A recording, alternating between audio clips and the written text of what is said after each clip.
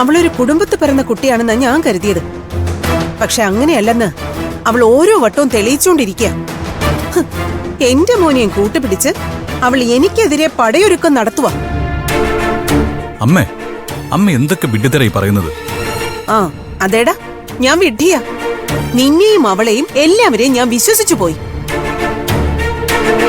അല്ല, നിനക്കെന്താ ഇപ്പൊ അവളോട് ഇത്ര സിമ്പതി? ഓ, കാമുകിയുടെ മുഖഛായ ഉള്ളതുകൊണ്ടായിരിക്കും അല്ലേ?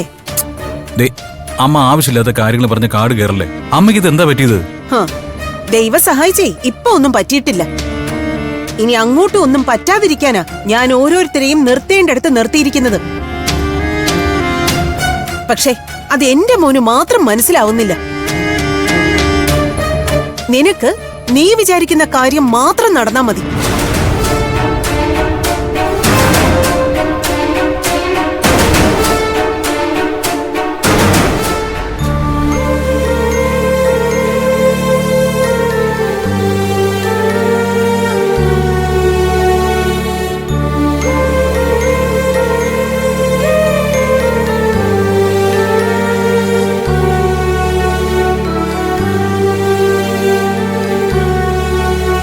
എന്താടാ, എന്താ പ്രശ്നം? നീ അമ്മയായിട്ട് പിന്നെയും വഴക്കിട്ടോ? വഴക്കിടാതെ എന്ത് ചെയ്യും മുത്തശ്ശി? അമ്മ ശത്രുക്കളോട് എന്ന പോലെയാ എന്നോട് പെരുമാറുന്നത്. എന്നോട് മാത്രമാണെങ്കിൽ പോട്ടേന്ന് വെക്കാം. ഇത് ഒരു തെറ്റും ചെയ്യാത്ത ആ ശ്യാമിലിയോടും അവളുടെ വീട്ടുകാരോടും എന്തൊക്കെ അനാവശ്യങ്ങളാ അമ്മ വിളിച്ചു പറയുന്നത്. ആ കുട്ടി പറയുന്ന കേട്ട് ഞാൻ ആകെ നാണം കിട്ടുപോയി. മുത്തശ്ശി, അമ്മ എന്താ ഇങ്ങനെ? പണിക്കർ സാറിനെ കണ്ടിട്ട് വന്നതിന് ശേഷം അവൾ ഇങ്ങനെ മാറാൻ തുടങ്ങിയത്. അതിലെന്തോ ഒരു പന്തികേട് എനിക്കും തോന്നുന്നുണ്ട് മോനെ. പണിക്കർ സാറ് ചരട് ജപിച്ചു കൊടുത്തെന്നാ അവൾ നമ്മളോട് പറഞ്ഞത്. പക്ഷേ എനിക്കറിയാവുന്ന അദ്ദേഹം ഒരിക്കലും അങ്ങനത്തെ കാര്യങ്ങളൊന്നും ചെയ്യില്ല. എല്ലാ പ്രശ്നത്തിനും യുക്തിപൂർവമായ പരിഹാരമേ പണിക്കർ സാറ് പറയാറുള്ളൂ. അല്ലാതെ ചരട് ജപിക്കലും ബാധയൊഴിപ്പിക്കലും ഒന്നും അദ്ദേഹം ഇതുവരെ ചെയ്തിട്ടില്ല. പക്ഷേ അവള് പറയുന്നത് പണിക്കർ സാറ് ചരട് ജപിച്ചു കൊടുത്തുന്നാ. അത് കേട്ടപ്പോ മുതല് എനിക്കെന്തോ ഒരു വശപ്പിശക് പോലെ. കാര്യം എന്തായാലും ശരി, അമ്മയ്ക്ക് ഈയിടെയായിട്ട് എന്തോ കുഴപ്പം സംഭവിച്ചിട്ടുണ്ട് മുത്തശ്ശി. നീ സമാധാനിക്കും മോനെ. എന്തായാലും ഇതിനൊരു പരിഹാരം കാണണം. ഞാനൊന്ന് ശ്രമിച്ചു നോക്കട്ടെ.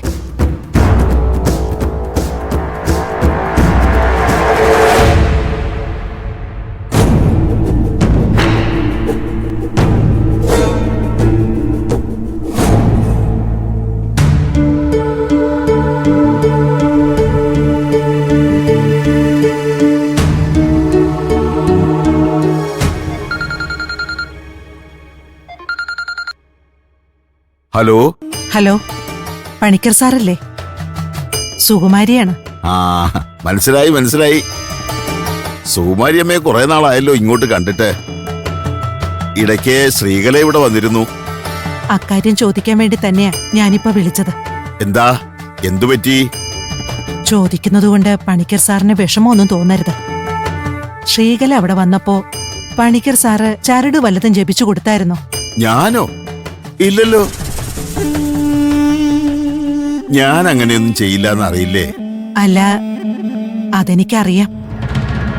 എന്നാലും ജ്യോതിഷ പരിഹാരത്തിനായി ക്ഷേത്രത്തിലെങ്ങാനും പോയി ചരട് ജപിച്ച് കെട്ടണമെന്നെങ്ങാനും പറഞ്ഞിരുന്നു? ഏയ് ഇല്ലില്ല.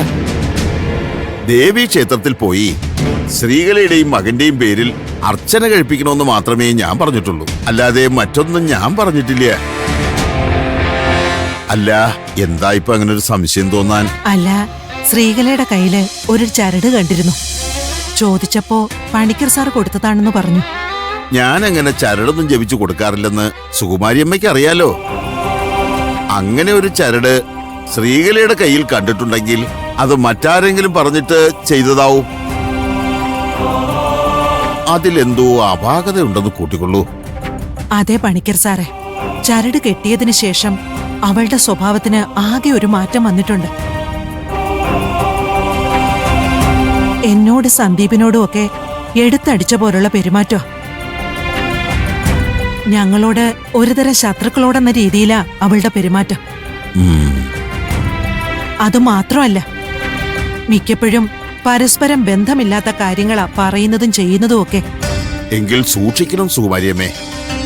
ആ ചരട് അവർക്ക് ആര് കെട്ടിക്കൊടുത്താലും നല്ല ഉദ്ദേശത്തോടു കൂടിയല്ല.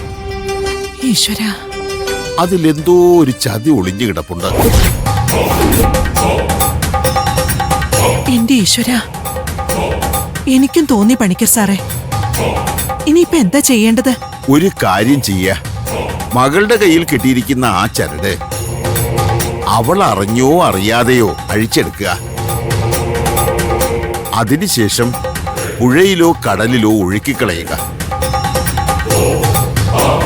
അങ്ങനെ ഒരു ചരട് അവളുടെ ശരീരത്തിലുണ്ടെങ്കിൽ അത് വിപരീത ഫലമേ ഉണ്ടാക്കൂ. അതുകൊണ്ട് എത്രയും പെട്ടെന്ന് അത് നീക്കം ചെയ്യുക. വലിയ ഉപകാരം പണിക്കർ സാറേ. എനിക്കിപ്പോ കാര്യങ്ങൾ ഏകദേശം മനസ്സിലായിട്ടുണ്ട്. ആ ചരടാണ് അവളുടെ മനസ്സ് ഇത്രയും കലുഷമാക്കിയത്. അതിൽ സംശയമില്ല. എത്രയും പെട്ടെന്ന് ആ ചരട് മാറ്റിക്കൊള്ളൂ. അതിപ്പോ സമ്മതത്തോടെയാണെങ്കിലും അല്ലെങ്കിലും. ശരി പണിക്കർ സാറേ.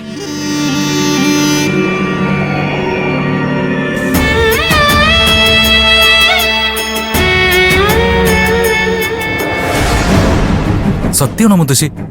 അപ്പൊ പണിക്കർ സാറല്ലേ അമ്മയുടെ കയ്യിൽ ആ ചരട് ജപിച്ച് കിട്ടിയത്?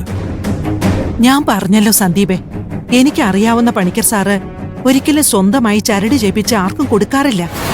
ദോഷപരിഹാരത്തിനായി ഏതെങ്കിലും അമ്പലത്തിൽ വഴിപാട് കഴിക്കാനാണ് സാധാരണയായി അദ്ദേഹം പ്രതിവിധി പറയാറുള്ളത്. ശ്രീകലയുടെ കയ്യിലെ ചരട് പണിക്കർ സാർ ജപിച്ച് കെട്ടിയതാണെന്ന് പറഞ്ഞപ്പോ എനിക്കത് ഒട്ടും വിശ്വാസമായില്ല. അത് ഉറപ്പുവരുത്താനാ ഞാൻ അദ്ദേഹത്തെ തന്നെ നേരിട്ട് വിളിച്ചത്. അപ്പോ അമ്മയുടെ കയ്യിലെ ആ ചരട്?